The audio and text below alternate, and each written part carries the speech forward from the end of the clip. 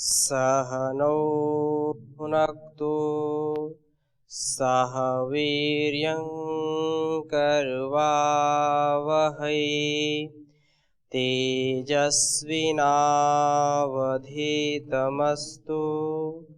मा विद्विषावहै। ओम शांति शांति शांति। वैदिक जीवन पद्धति इस कक्षा में आप सबका हार्दिक स्वागत है, अभिनंदन है। आज वैदिक जीवन पद्धति का यह 100वां स्वाध्याय है, 100वीं कक्षा है। हम अपने जीवन में जो वेदानुकूल आचरण है, जो हमारे ऋषियों ने अपने जीवन को जिया है, उसको हम अपने स्वभाव में धारण करके बहुत ही आनंद और बहुत ही संतुष्टि पूर्वक जीवन व्यतीत कर सकते हैं। वैदिक जीवन पद्धति में हम अष्टांग योग के यमों का स्वाध्याय कर रहे हैं, उस पर चर्चा कर रहे हैं, जिसमें अहिंसा और सत्य, अहिंसा को हमने पूर्ण रूप से समझने का प्रयास किया था।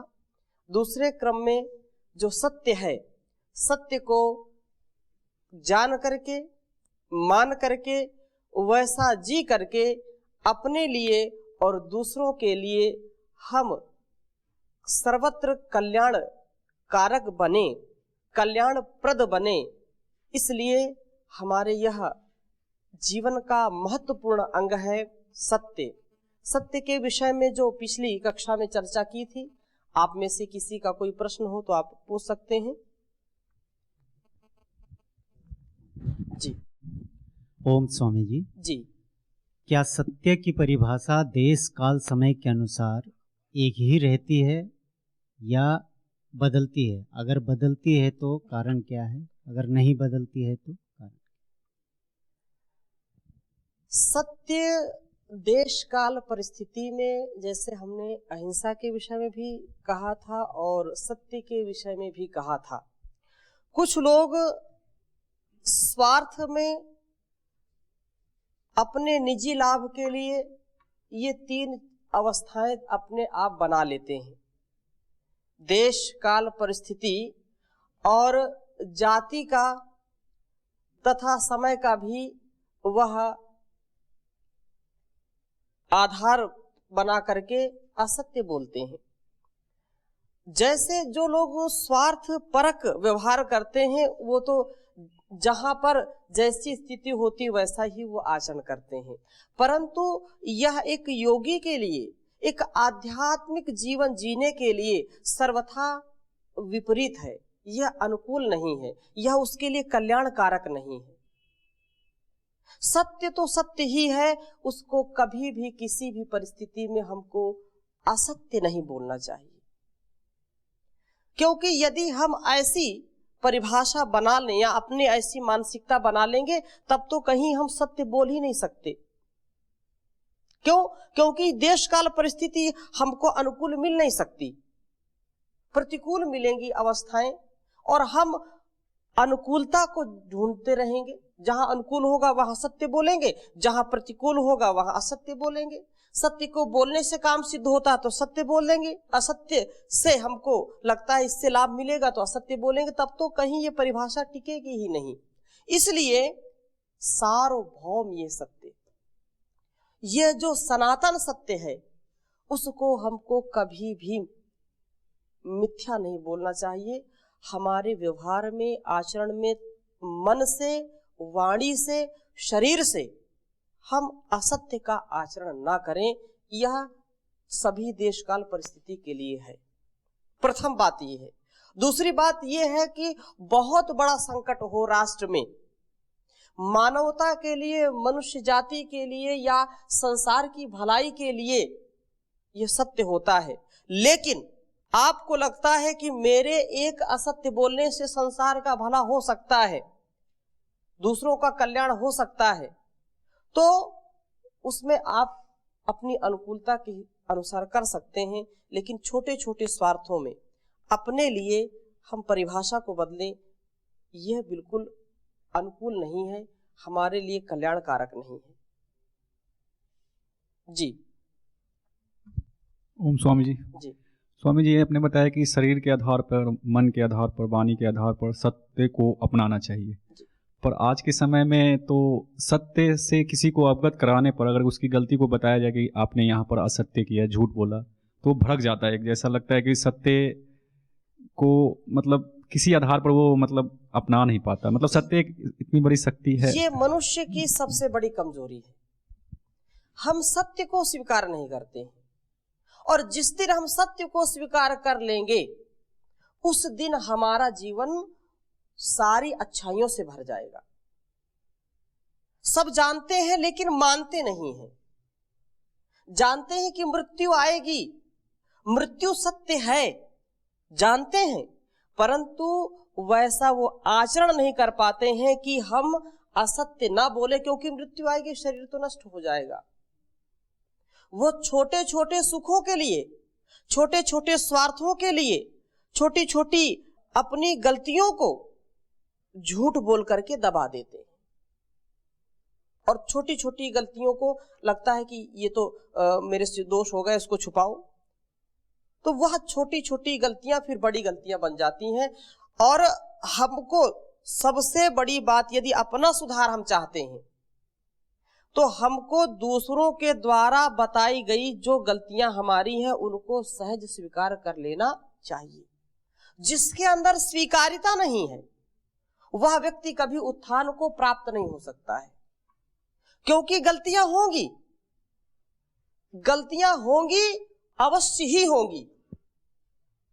कोई भी व्यक्ति पूर्ण नहीं है, परंतु हम जो भी करें उसको सोच समझ कर करें, ज्ञान पूर्वक करें। गलतियां हो रही तो उससे हताश नाश न हो, गलतियों को स्वीकार करें। अंतिम श्वास तक मनुष्य सीखता है, अंतिम श्वास तक उसको शिक्षा जगत से मिलती है। कोई व्यक्ति ऐसा नहीं है कि यह कह सके कि मुझसे कोई गलती ही नहीं होती है, असंभव, ये संभव ही नहीं है। तो गलतियों को, जैसे आपने कहा, वह व्यक्ति जो गलती को स्वीकार नहीं करता है, किसी की हम गलती बताते हैं, त्रुटि बताते हैं, उसका दोष बताते हैं, सत्य बोलते हैं, उसको स्वीकार्यता नहीं है, तो समझिए कि वह कभी उत्थान को प्राप्त नहीं हो सकता है, सामाजिक व्यवहार को नहीं कर सकता है। गलतियां होंगी, जो गलती करके उसको स्वीकार करे, उसको जो है पश्चाताप हो, सुधार करे, वही मनुष्य है।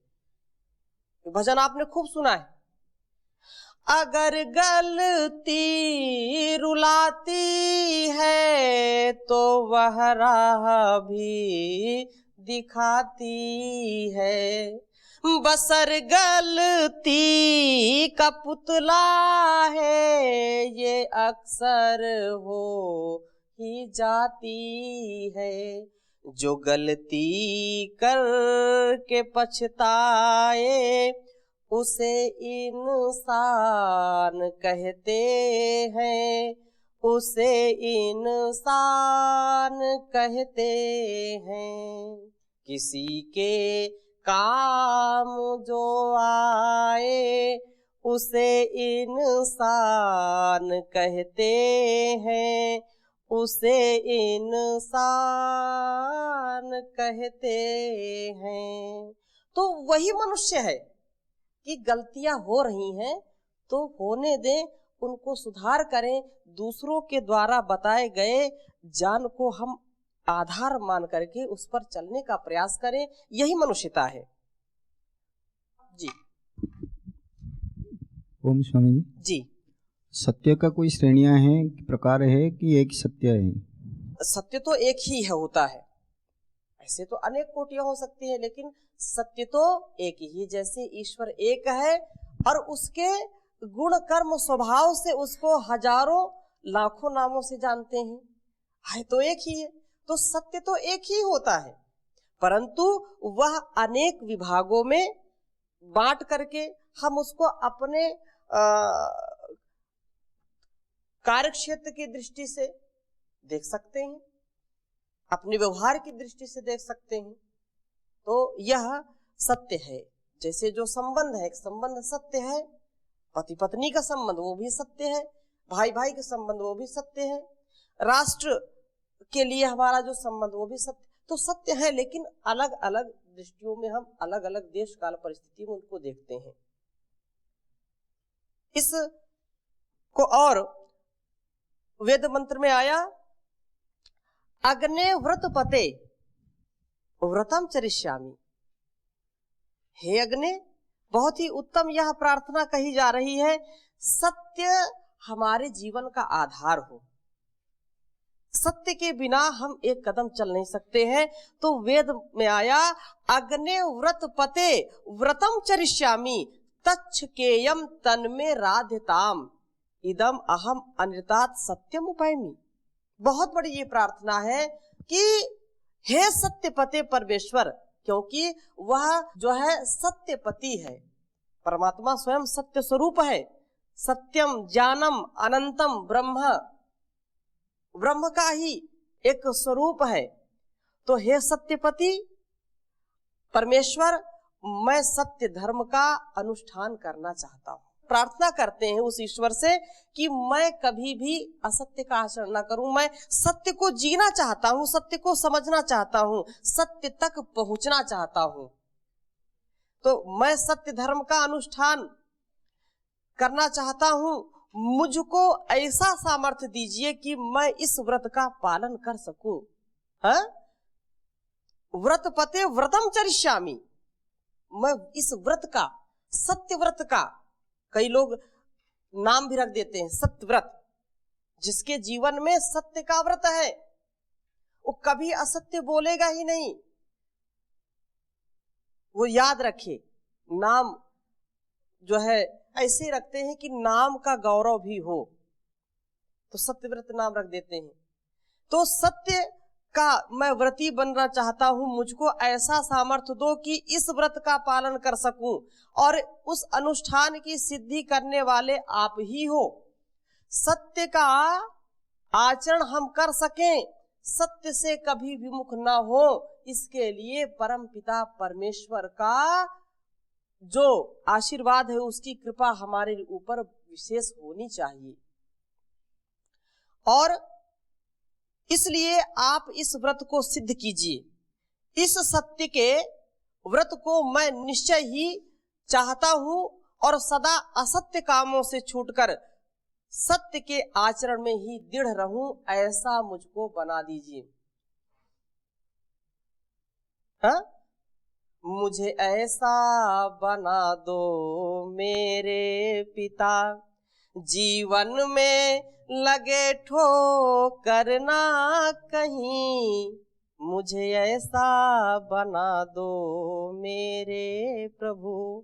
जब हम सत्य का आचरण करेंगे तो ठोकर कभी नहीं लगेगी, यदि ठोकर लग भी गई तो हम संभल जाएंगे। और जिसने परमात्मा के प्रति कृतज्ञता पूर्वक प्रार्थना नहीं की, उपासना नहीं की है, उसका जीवन पशु के समान होता है। और सत्य ही हमारे लिए सबसे बड़ा पथ है, सत्य से ही हम उस तक पहुंच सकते हैं। और इसके विषय में आपके समक्ष मैं एक श्लोक रखना चाहूंगा। सत्य की महिमा कितनी बड़ी है। नास्ति सत्य समो धर्मो नास्ति सत्य विद्यते परम, नहीं तीव्रतरम किंचित अनितम इह विद्यते। और अश्वमेध सहस्त्रंचा सत्यंचा तुल्याधृतम, अश्वमेध सहस्त्राधि सत्यमेव विशिष्यते। बहुत बड़ी बात यहां पर कही, इसको लिख लीजिए।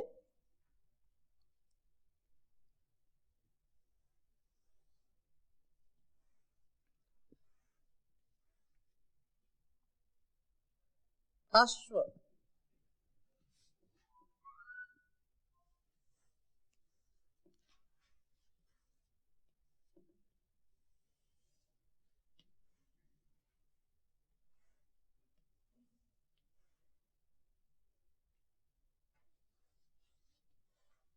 अश्वमेध सहस्त्रंचा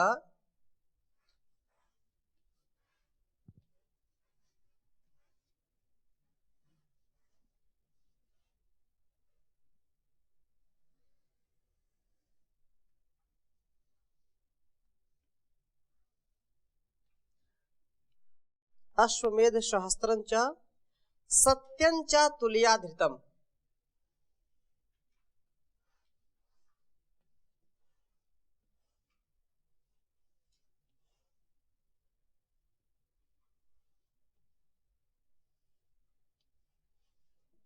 सत्यं च तुलया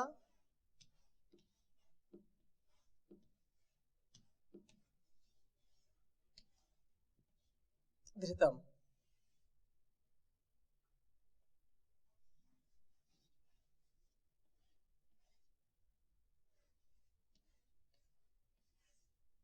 आगे कह रहे हैं अश्वमेध सहस्त्राधि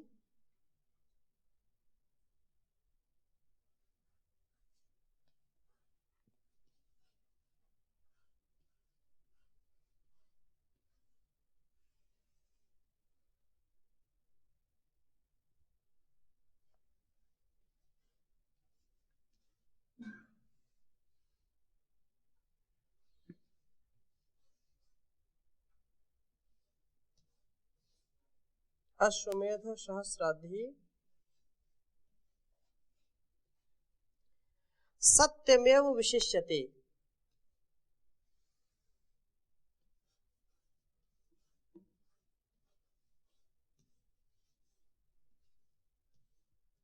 सत्यमेव विशिष्यते।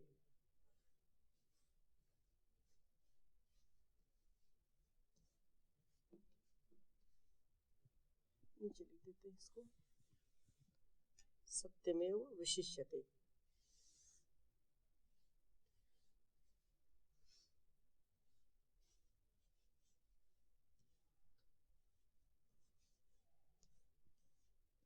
एक बार उच्चारण करेंगे अश्वमेध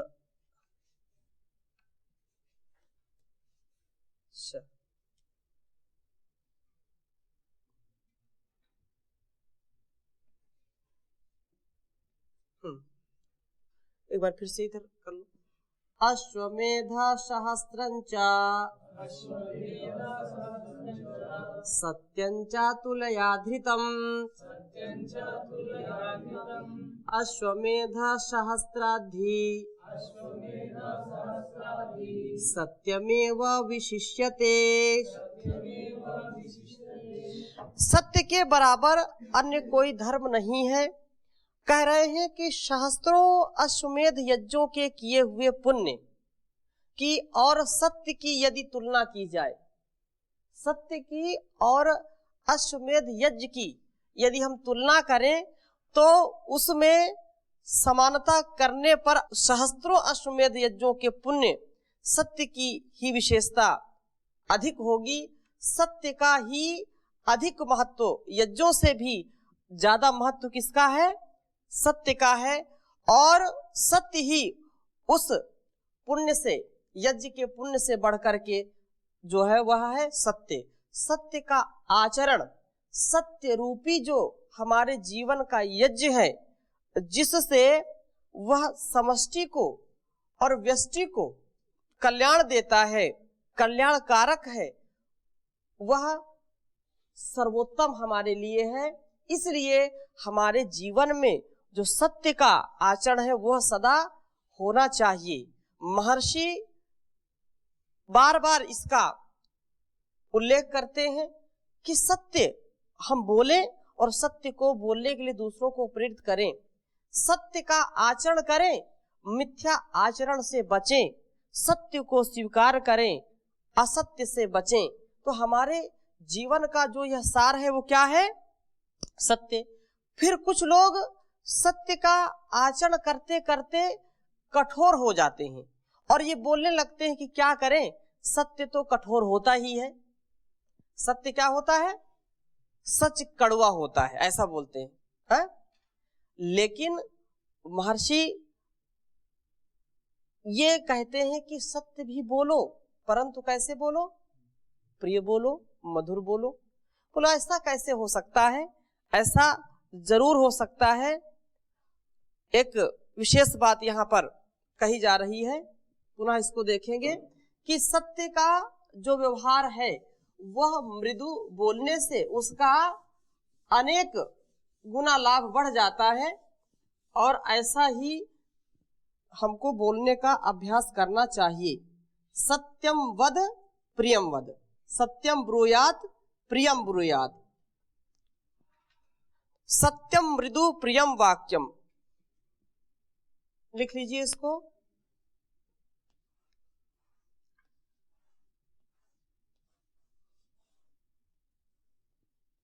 सत्यम मृदु प्रियम वाक्यम।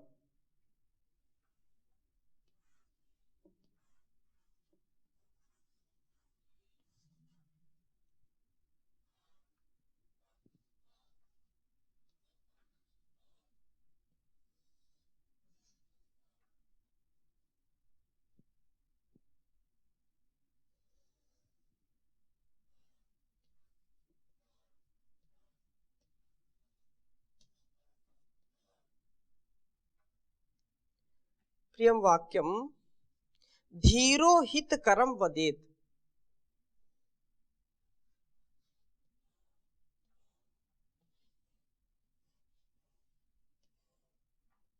धीरो हित करम वदेत।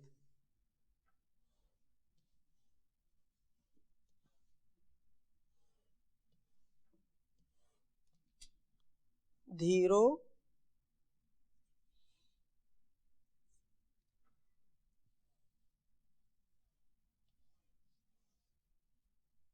हित करम वदेत।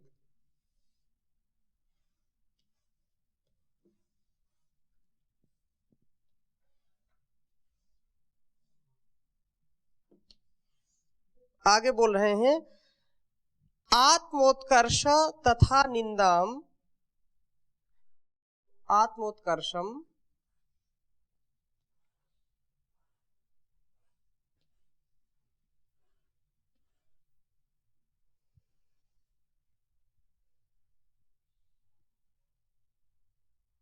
आत्मोत्कर्षम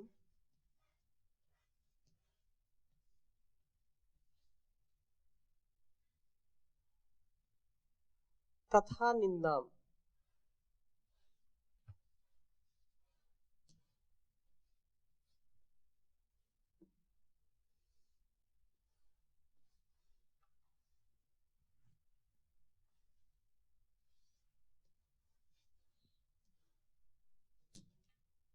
तथा निंदाम परेशान परिवर्जयेत।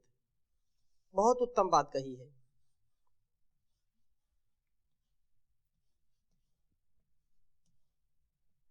परेशान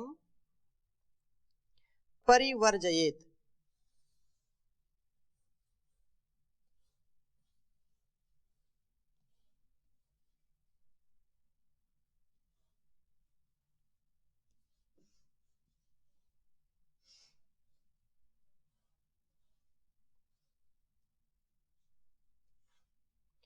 उच्चारण एक बार करेंगे। सत्यम मृदु प्रियम वाक्यम, धीरो हितकरम वदेत, आत्मोत्कर्षम तथा निंदाम, परेशान परिवर्जयेत।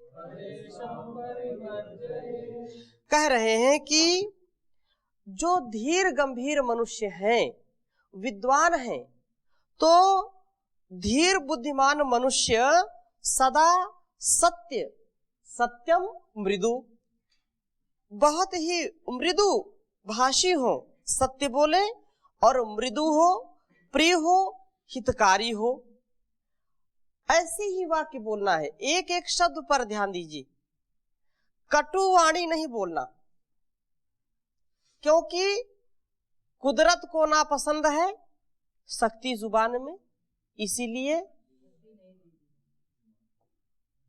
अपने वाणी को इतना संयमित बोलें।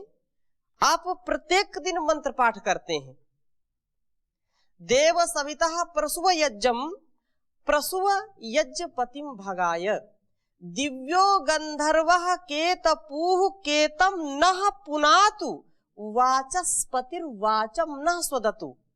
हे परम पिता परमेश्वर, वाचस्पति वाणियों के स्वामी परमात्मा हमारी वाणी को रसदार बना दीजिए, नीरस ना हो, उसमें कठोरता ना हो, उसमें मृदुता हो, उसमें रसीलापन हो। स्वदतु हमारी वाणी को भी वाचस्पति वाचम न स्वदतु रसदार बनाइए, स्वाद जिसमें हो, दूसरे सुने है तो वह ऐसी वाणी जब हम सुने तो उनके जीवन में भी सुख और शांति का अनुभव हो सके, वो भी अच्छा अपने को बना सके ऐसी वाणी से।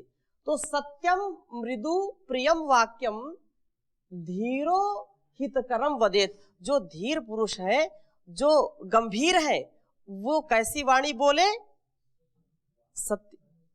हाँ, और आत्मोत्कर्षम तथा निंदाम परेशान परिवर्जयेत। जो अपनी बड़ाई करने वाले वाक्य तथा दूसरों को निंदा को जो है करने वाले वाक्य हैं, उनको नहीं बोले। अपने मुंह से अपनी बड़ाई करने से बचें तथा दूसरों को निंदा करने वाली जो वाणी है उससे भी बचें। कैसा बोले? इष्ट बोले, मिष्ट बोले, शिष्ट बोले। इसको लिख लो, ये बड़ा उत्तम जो है 3 बिंदु है ये। कैसे बोले? इष्ट बोले, इष्ट इष्ट बोलिए, मिष्ट बोलिए और शिष्ट बोलिए। जीवन का ये सूत्र है, इष्टम मिष्टम शिष्टम।